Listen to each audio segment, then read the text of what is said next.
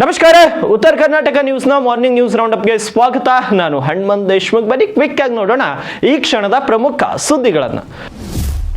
ಭಾಲ್ಕಿ ಪಟ್ಟಣದ ಗಾಂಧಿ ವೃತ್ತದಲ್ಲಿ ಬಸವಪರ ಸಂಘಟನೆಯವರು ಲಿಂಗಾಯತ ಮುಖಂಡ ಕಿರಣ್ ಖಂಡ್ರೆ ನೇತೃತ್ವದಲ್ಲಿ ಚಿತ್ರದುರ್ಗದ ಮುರುಘಾ ಶ್ರೀಗಳು ಪೋಕ್ಸೋ ಕೇಸ್ನಲ್ಲಿ ಖುಲಾಸೆಯಾದ ಹಿನ್ನೆಲೆ ಪಟಾಕಿ ಸಿಡಿಸಿ ಸಂಭ್ರಮಿಸಿದರು. ಕಳೆದ ಹಲವು ವರ್ಷಗಳಿಂದ ಚಿತ್ರದುರ್ಗದ ಮುರುಘಾ ಮಠದ ಶ್ರೀಗಳ ವಿರುದ್ಧ ಚಿತ್ರದುರ್ಗದ ನ್ಯಾಯಾಲಯದಲ್ಲಿ ಪೋಕ್ಸೋ ಕೇಸ್ ದಾಖಲಾಗಿತ್ತು. ವಿಚಾರಣೆ ನಡೆಸಿದ ನ್ಯಾಯಾಲಯ ಸಾಕ್ಷ್ಯಾಧಾರಗಳ ಕೊರತೆಯಿಂದ ಮುರುಘಾ ಶ್ರೀಗಳನ್ನ ಪೋಕ್ಸೋ ಪ್ರಕರಣದಿಂದ ಮುಕ್ತಿ ನೀಡಿದೆ. ಕೇಸ್ನ 4 ಆರೋಪಿಗಳನ್ನ ನಿರ್ದೋಷಿ ಅಂತ ನ್ಯಾಯಾಲಯ ತೀರ್ಪು ನೀಡಿದ ಹಿನ್ನೆಲೆ ಸತ್ಯಕ್ಕೆ ಜಯವಾಗಿದೆ. ಇಂದು ಸಂವಿಧಾನ ಅಂಗೀಕಾರ ದಿವಸ ನ್ಯಾಯ ಸಿಕ್ಕಿದ್ದು ಹಂಡೆ ಹಾಲು ಕುಡಿದಷ್ಟು ಸಂತೋಷವಾಗಿದೆ ಅಂತ ಯುವ ಲಿಂಗಾಯತ ಮುಖಂಡ ಕಿರಣ್ ಕುಮಾರ್ ಖಂಡ್ರೆ ತಮ್ಮ ಪ್ರತಿಕ್ರಿಯೆಯನ್ನು ವ್ಯಕ್ತಪಡಿಸಿದ್ದಾರೆ. ಈ ಸಂದರ್ಭದಲ್ಲಿ ಪ್ರಮುಖರಾದ ನ್ಯಾಯವಾದಿ ಶ್ರೀಕಾಂತ್ ಬೊರಳೆ, ಜಯರಾಜ್ ಕೊಳ್ಳ, ಸುನಿಲ್ ವಲ್ಲಂಡೆ, ಭರತ್ ಖೇಡ್ಕರ್, ತಾನಾಜಿ ಕಾಂಬ್ಳೆ, ಶಂಕರ್ ಲಿಂಗ, ರುದ್ರಮಣಿ ಸೇರಿದಂತೆ ಅನೇಕರು ಇದೇ ವೇಳೆ ಉಪಸ್ಥಿತರಿದ್ದರು.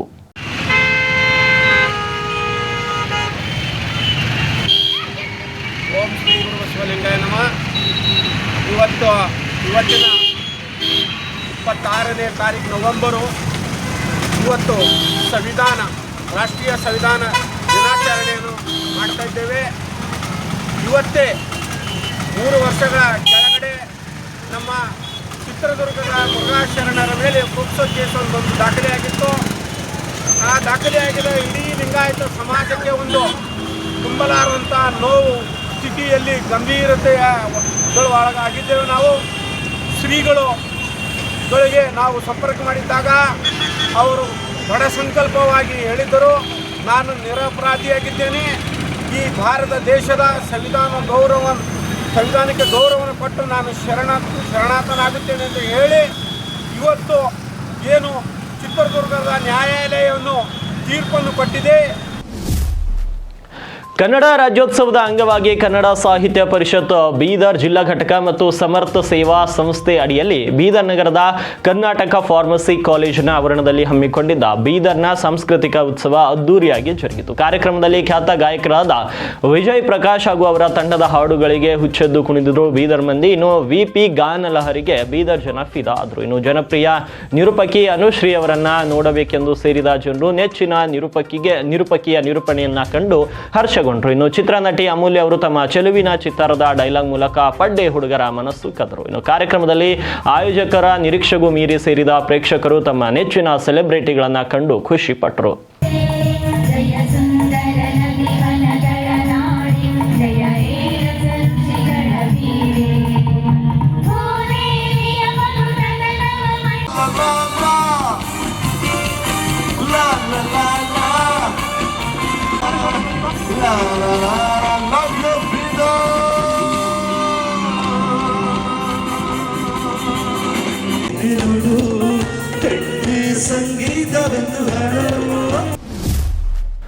ಬಸವ ಕಲ್ಯಾಣದಲ್ಲಿ ನಿರ್ಮಾಣವಾಗುತ್ತಿರುವಂತಹ ನೂತನ ಅನುಭವ ಮಂಟಪದ ಪರಿಸರದಲ್ಲಿ 46ನೇ ಶರಣ ಕಮ್ಮಟ ಅನುಭವ ಮಂಟಪ ಉತ್ಸವ ನವೆಂಬರ್ 29-30ರಂದು 2 ದಿನ ಆಯೋಜಿಸಲಾಗಿದೆ ಅಂತ ಸ್ವಾಗತ ಸಮಿತಿ ಅಧ್ಯಕ್ಷ ಸಚಿವ ಈಶ್ವರ್ ಖಂಡ್ರೆ ತಿಳಿಸಿದ್ದಾರೆ. ನಗರದ ಜಿಲ್ಲಾ ಪತ್ರಿಕಾ ಭವನದಲ್ಲಿ ಪತ್ರಿಕಾಗೋಷ್ಠಿಯನ್ನು ನಡೆಸಿ ಮಾತನಾಡಿದ ಅವರು ನವೆಂಬರ್ 29ರಂದು ಬೆಳಗ್ಗೆ 11 ಗಂಟೆಗೆ ಆಂಧ್ರ ಪ್ರದೇಶದ ರಾಜ್ಯಪಾಲರಾದ ಎಸ್ ಅಬ್ದುಲ್ ನಜೀರ್ ಉತ್ಸವವನ್ನು ಉದ್ಘಾಟಿಸಲಿದ್ದಾರೆ. ಇನ್ನು ಆದಿಚುಂಚನಗಿರಿಯ ನಿರ್ಮಲಾನಂದ ಸ್ವಾಮೀಜಿ, ಅನುಭವ ಮಂಟಪದ ಅಧ್ಯಕ್ಷ ಡಾಕ್ಟರ್ ಬಸವಲಿಂಗ ಪಟ್ಟದೇವರು ಸಾನ್ನಿಧ್ಯ ವಹಿಸುವರು ಮತ್ತು ಹಾರಕೂಡಿನ ಡಾಕ್ಟರ್ ಚನ್ನವೀರ ಶಿವಾಚಾರ್ಯರು, ಹುಲಸೂರು ಶ್ರೀಗಳು ಅಕ್ಕ ಡಾಕ್ಟರ್ ಗಂಗಾಂಬಿಕೆ ಅಕ್ಕ ಅವರು ನೇತೃತ್ವವನ್ನು ವಹಿಸುವರು. ಇನ್ನು ಇದೇ ಸಂದರ್ಭದಲ್ಲಿ ಚಿತ್ರ ಕಲಾವಿದರಾದಂಥ CB Somashetty, doctor K Ravindranath, Basavaraj Bengeri ಹಾಗೂ ಡಾಕ್ಟರ್ ST ಸುಶೀಲಮ್ಮ ಅವರಿಗೆ ಪ್ರಶಸ್ತಿ ಪ್ರದಾನ ಮಾಡಲಾಗುವುದು. ಅಲ್ಲದೆ ವಿವಿಧ ಪುಸ್ತಕಗಳ ಬಿಡುಗಡೆ ಕೂಡ ನಡೆಯಲಿದೆ ಅಂತ ತಿಳಿಸಿದ್ದಾರೆ.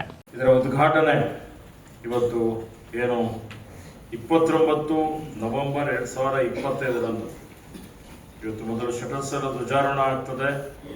ಇವತ್ತು ವೇದಿಕೆಗಳು ಶರಣ ಮಾದಾರ ಚೆನ್ನೈ ವೇದಿಕೆ, ಪೂಜ್ಯ ಶ್ರೀ ಜಗದ್ಗುರು ಲಿಂಗಾನಂದ ಮಹಾಸ್ವಾಮಿಗಳ ಮಹಾದ್ವಾರ, ಲಿಂಗಿಕ ಸುಶೀಲಾದೇವಿ, ಬಿ ಪಾಟೀಲ್ ಪ್ರಸಾದ ಮಂಟಪ. ಇದಕ್ಕೆ ಸುಮಾರು ಜನ ಎಲ್ಲ ಮಹನೀಯರು ಉದ್ಘಾಟನೆ ಕಾರ್ಯಕ್ರಮಕ್ಕೆ ಬರ್ತಾ ಇದ್ದಾರೆ. ಇದರ ಅದಾದ ಮೇಲೆ ವಿಶೇಷವಾಗಿ 11 ಗಂಟೆಗೆ ಈ ವರ್ಷದ ಅನುಭವ ಮಂಟಪದ ಉದ್ಘಾಟಕರಾಗಿ ಇವತ್ತು ಆಂಧ್ರ ಪ್ರದೇಶದ ರಾಜ್ಯಪಾಲರಾದಂತಹ ಗೌರವಾನ್ವಿತ ಎಸ್ ಅಬ್ದುಲ್ ನಜೀರ್ ಅವರು 29ನೇ ತಾರೀಕಿಗೆ 11 ಗಂಟೆಗೆ ಬಸವ ಕಲ್ಯಾಣಕ್ಕೆ ಆಗಮಿಸ್ತಾ ಇದ್ದಾರೆ. ಅವರ ಅಮೃತ ಹಸ್ತದಿಂದ ಈ ಉದ್ಘಾಟನೆ ಕಾರ್ಯಕ್ರಮ ನಡೀತಾ ಇದೆ. ಅದರಲ್ಲಿ ಪೂಜ್ಯ ಸಾನ್ನಿಧ್ಯ ಡಾಕ್ಟರ್ ನಿರ್ಮಲಾನಂದ ಮಹಾಸ್ವಾಮಿಗಳು ಆದಿಚುಂಚನಗಿರಿ ಮಹಾಸಂಸ್ಥಾನ ಮಠ ಅವರು ಸಾನ್ನಿಧ್ಯ ವಹಿಸ್ತಾ ಇದ್ದಾರೆ. ಮತ್ತು ಪೂಜ್ಯ ಬಸವಲಿಂಗ ಪಟ್ಟದೇವರು ಇವತ್ತು ಕಾರ್ಯಕ್ರಮದ ಒಂದು ಸಾನ್ನಿಧ್ಯದಲ್ಲಿ ಅವರು ಇರ್ತಾರೆ. ಚನ್ನವೀರ್ ಶಿವಾಚಾರ್ಯ ಮಹಾಸ್ವಾಮಿಗಳವರು, ಶಿವಾನಂದ ಮಹಾಸ್ವಾಮಿಗಳವರು, ಗಂಗಾಂಬಿಕಾ ಅಕ್ಕನವರು ಇರ್ತಾರೆ. ಬಿ ಸೋಮಣ್ಣನವರಿಗೆ ಆಹ್ವಾನ ಮಾಡಿದ್ದೇವೆ. ಅವ್ರದ್ದಿನ್ನೂ ನಮಗೆ TP ಬಂದಿಲ್ಲ, ಬರ್ತಾರೆ ಅನ್ನುವಂಥ ಭರವಸೆ ಇದೆ. ಮಾನ್ಯ ಸಾಗರ್ ಖಂಡ್ರೆ ಅವರು, ರಹೀಮ್ ಖಾನ್ ಅವರು, ಸಂಜಯ್ ಬನ್ಸೋಡೆ ಮಾಜಿ ಹಾಲಿ ಶಾಸಕರು ಈಗ ಅವರು ಬರ್ತಾರೆ. ಪಿ ಸಂಜೀವ್ ರೆಡ್ಡಿ ಅವರು ಮತ್ತು ಸ್ಥಳೀಯ ಶಾಸಕರು ಶರಣು. ಲಾರಿ ಚಾಲಕನ ನಿರ್ಲಕ್ಷ್ಯ, ಬೈಕ್ ಸವಾರ ಮೃತಪಟ್ಟಿದ್ದಾನೆ. ಬೈಕ್ ಸವಾರನ ಮೇಲೆ ಹಾಯ್ದ ಲಾರಿ ಬೈಕ್ ಸವಾರ ದುರ್ಮರಣವನ್ನು ಹೊಂದಿದ್ದಾನೆ. ನವೆಂಬರ್ 24ರಂದು ತಡರಾತ್ರಿ ಈ ಘಟನೆ ಸಂಭವಿಸಿದ್ದು ಈಗ ತಡವಾಗಿ ಬೆಳಕಿಗೆ ಬಂದಿದೆ. ಲಾರಿ ಚಕ್ರದಲ್ಲಿ ಸಿಲುಕಿ ಮೃತಪಟ್ಟಿರುವಂತಹ ದೃಶ್ಯ ಈಗ CCTV ಕ್ಯಾಮೆರಾದಲ್ಲಿ ಸೆರೆಯಾಗಿದೆ. ಯಾದಗಿರಿ ನಗರದ ವಾಲ್ಮೀಕಿ ವೃತ್ತದಲ್ಲಿ ನಡೆದಂತಹ ಘಟನೆ ಇದಾಗಿದೆ. ಲಾರಿ ಬಿಟ್ಟು ಲಾರಿ ಚಾಲಕ ಅಲ್ಲಿಂದ ಫರಾರಿಯಾಗಿದ್ದಾನೆ. ಕನಕನಗರದ ನಿವಾಸಿ ಈಶಪ್ಪ ಮೃತ ದುರ್ದೈವಿ ಅಂತ ತಿಳಿದು ಬಂದಿದೆ. ಯಾದಗಿರಿ ಸಂಚಾರಿ ಪೊಲೀಸ್ ಠಾಣೆಯಲ್ಲಿ ಕೇಸ್ ಕೂಡ ದಾಖಲಾಗಿದೆ. ಸಂವಿಧಾನ ದಿನ ಆಚರಣೆಗೆ ಮಾತ್ರ ಸೀಮಿತವಾಗಿದೆ. ಪಠ್ಯ ಪುಸ್ತಕದ ಮೂಲಕ, ಕೃತಿಯ ಮೂಲಕ ಜೀವನದಲ್ಲಿ ಅಳವಡಿಸಿಕೊಳ್ಳಬೇಕು ಅಂತ ತಹಶೀಲ್ದಾರ್ ರವೀಂದ್ರ ಹಾದಿಮನಿ ತಿಳಿಸಿದ್ದಾರೆ. ಅವರು ಬುಧವಾರ ಸಮಾಜ ಕಲ್ಯಾಣ ಇಲಾಖೆ ವತಿಯಿಂದ ಕಾಗವಾಡದ ಶಿವಾನಂದ ಮಹಾವಿದ್ಯಾಲಯದಲ್ಲಿ ಸಂವಿಧಾನ ದಿನಾಚರಣೆ ಕಾರ್ಯಕ್ರಮದಲ್ಲಿ ಮುಖ್ಯ ಅತಿಥಿಯಾಗಿ ಆಗಮಿಸಿ ಮಾತನಾಡಿದ ಅವರು, ಸಂವಿಧಾನ ರಚನೆಯಿಂದ ಸಮಾನತೆ, ನ್ಯಾಯ ಒದಗಿಸುವ ಜೊತೆಗೆ ಅಬಲ್ಲರಿಗೆ ಹಾಗೂ ಅಸಹಾಯಕರಿಗೆ ಮೇಲೆ ಬರುವಂತಹ ಶಕ್ತಿ ಕೂಡ ಸಂವಿಧಾನ ನೀಡಿದೆ ಅಂತ ಹೇಳಿದರು. ಇನ್ನು DSS ಜಿಲ್ಲಾಧ್ಯಕ್ಷ ಸಂಜಯ್ ತಳವಾರ್ಕರ್ ಮಾತನಾಡಿ, ಡಾಕ್ಟರ್ BR ಅಂಬೇಡ್ಕರ್ ಅವರು ಎಲ್ಲರ ಜೊತೆಗೆ ಸಮಾನತೆಯ ಮೂಲಕ ಮತದಾನದ ಹಕ್ಕನ್ನು ಸಂವಿಧಾನದ ಮೂಲಕ ಪರಿಚಯಿಸಿದರು. 70 ವರ್ಷದ ಹಿಂದೆ 7 ಜನ ಮತದಾನ ಅಧಿಕಾರವನ್ನು ಹೊಂದಿದ್ರು ಅಂತ ಹೇಳಿದ್ರು. ಇನ್ನು ಅಧ್ಯಕ್ಷತೆ ವಹಿಸಿದ ಪ್ರಾಚಾರ್ಯರಾದ SP ತಳವಾರ್ ಪ್ರಾಸ್ತಾವಿಕವಾಗಿ ಮಾತನಾಡಿದರು. Professor Yallaling Pujari, professor doctor K Anjaneya ಸಂವಿಧಾನದ ಮೂಲ ಉಪನ್ಯಾಸವನ್ನು ನೀಡಿದರು. ಕಾರ್ಯಕ್ರಮದಲ್ಲಿ PSI ರಾಘವೇಂದ್ರ ಕೋತಾ, ಪಟ್ಟಣ ಪಂಚಾಯತ್ ಮುಖ್ಯಾಧಿಕಾರಿ KK ಗಾವಡೆ, ಸಮಾಜ ಕಲ್ಯಾಣಾಧಿಕಾರಿ ಸದಾಶಿವ್ ಮಾಂಗ್ ಸೇರಿದಂತೆ ತಾಲೂಕು ಆಡಳಿತದ ಅಧಿಕಾರಿಗಳು, ಮಹಾವಿದ್ಯಾಲಯದ ಉಪನ್ಯಾಸಕರು, ವಿದ್ಯಾರ್ಥಿಗಳು ಉಪಸ್ಥಿತರಿದ್ದರು.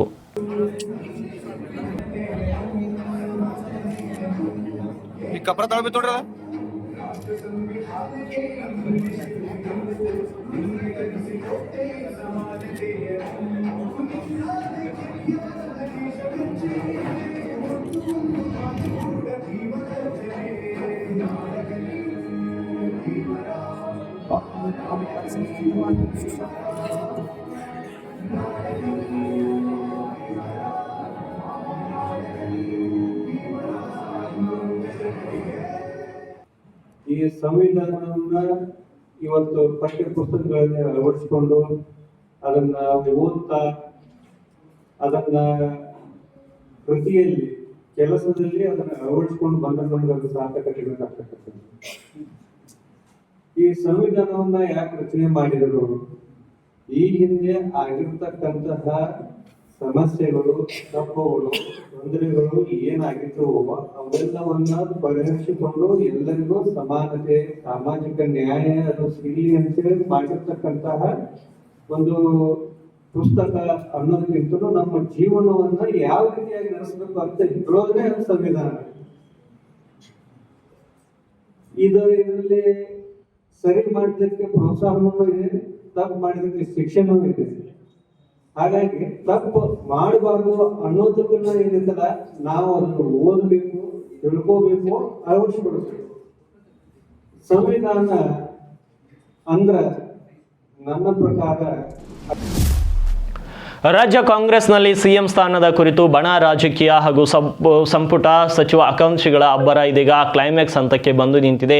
ಇದೇ ಶನಿವಾರ ರಾಹುಲ್ ಗಾಂಧಿ ನೇತೃತ್ವದಲ್ಲಿ ಹೈಕಮಾಂಡ್ನ ಮಹತ್ವದ ಸಭೆ ನಡೆಯಲಿದೆ. CM ಸಿದ್ದರಾಮಯ್ಯ ಹಾಗೂ DCM DK ಶಿವಕುಮಾರ್ ಇಬ್ಬರು ಸಭೆಗೆ ತೆರಳುವ ಸಾಧ್ಯತೆ ಇದ್ದು, 12 ದಿನಗಳಲ್ಲಿ ಸಂಧಾನ ಸೂತ್ರ ಹೊರಬೀಳಲಿದೆ. CM DCM ಮುಖಾಮುಖಿಗೂ ಮುನ್ನ ಹೈಕಮಾಂಡ್ ಇಂದು ನಿರ್ಣಾಯಕ ಸಭೆ ನಡೆಸಲಿದೆ ಅಂತ ಪಕ್ಷದ ಆಪ್ತ ಮೂಲಗಳು ತಿಳಿಸಿವೆ. ಇನ್ನು ದೆಹಲಿಯ ಕಾಂಗ್ರೆಸ್ ಭವನದಲ್ಲಿ ಇಂದು ರಾಜ್ಯ ಕಾಂಗ್ರೆಸ್ ಪಾಲಿನ ನಿರ್ಣಾಯಕ ಸಭೆ ನಡೆಯಲಿದ್ದು ಯಾರು ಸಿಎಂ ಆಗಿರಬೇಕು ಎಂಬುದರ ಬಗ್ಗೆ ನಿರ್ಣಯ ಕೈಗೊಳ್ಳುವ ಸಾಧ್ಯತೆ ಇದೆ. ಅದಕ್ಕಾಗಿ ಎಐಸಿಸಿ ಅಧ್ಯಕ್ಷ ಮಲ್ಲಿಕಾರ್ಜುನ್ ಖರ್ಗೆ, ರಾಹುಲ್ ಗಾಂಧಿ, ವೇಣುಗೋಪಾಲ್ ಹಾಗೂ ರಾಜ್ಯ ಉಸ್ತುವಾರಿ ರಣದೀಪ್ ಸಿಂಗ್ ಸುರ್ಜೇವಾಲಾ ಒಟ್ಟು ಸೇರಿ ಇಂದು ಸಭೆ ನಡೆಸಲಿದ್ದಾರೆ ಎಂದು ತಿಳಿದು ಬಂದಿದೆ. ಇಂದಿನ ಸಭೆಯಲ್ಲಿ ಪವರ್ ಶೇರಿಂಗ್ ವಿಚಾರದಲ್ಲಿ ಹೈಕಮಾಂಡ್ ನಿಲುವು ಏನಿರಬೇಕು ಎಂಬ ವಿಚಾರದಲ್ಲಿ ಒಂದು ಸ್ಪಷ್ಟತೆ ಬರುವ ಸಾಧ್ಯತೆಯೂ ಇದೆ ಅಂತ ಹೇಳಲಾಗ್ತಾ ಇದೆ. ಇನ್ನು ಸಿಎಂ ಡಿಸಿಎಂ ಇಬ್ಬರ ನಡುವಿನ ಸಂಧಾನ ಸೂತ್ರಕ್ಕೆ ಯಾವ ಮಾನದಂಡ, ಏನು ಸೂತ್ರ ಎಂಬುದನ್ನು ಹೈಕಮಾಂಡ್ ಇಂದು ನಿಗದಿ ಮಾಡುವ ಸಾಧ್ಯತೆ ಇದೆ ಅಂತ ತಿಳಿದು ಬಂದಿದೆ. ಈ ಹಿಂದೆ ಸಿಎಂ ಸ್ಥಾನದ ಅಧಿಕಾರಾವಧಿಯನ್ನ 50-50 ಎಂದು ಹಂಚಲಾಗಿದೆ ಎಂಬುದು ಕ್ಯಾಬಿನೆಟ್ನ ಹಲವು ಸಚಿವರೇ ನಿರಾಕರಿಸಿದ್ದಾರೆ. ಅಂತಹ ಒಪ್ಪಂದ ಆಗಿತ್ತಾ ಎಂಬುದನ್ನು ಸ್ವತಃ ಡಿ.ಕೆ. ಶಿವಕುಮಾರ್ ಕೂಡ ಸ್ಪಷ್ಟಪಡಿಸಿರಲಿಲ್ಲ. ಆದರೆ